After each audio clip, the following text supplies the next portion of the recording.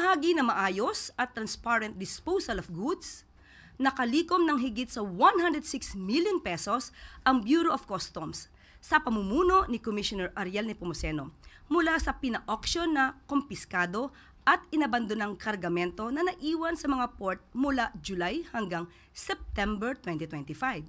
Ito'y alinsunod sa direktiba ni Pangulong Ferdinand R. Marcos Jr. na palakasin ang fiscal stability ng ahensya sa pamamagitan ng pagpapahusay ng mga proseso sa BOC. Tinitiyak ng ahensya na nananatiling maayos at transparent ang auctions bilang pagtalima sa utos ng Pangulo at pagsunod sa mga batas at regulasyon ng BOC.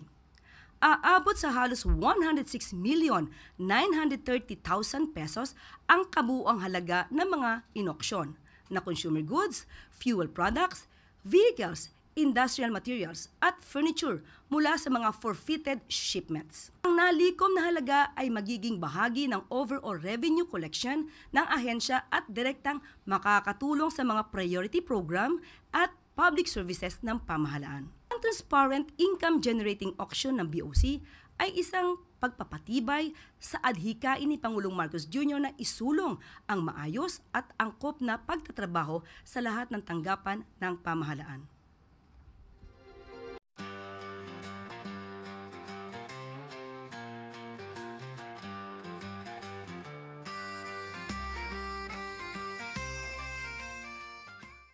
At dito na po nitatapos ang ating press briefing. Magandang araw para sa bagong Pilipinas.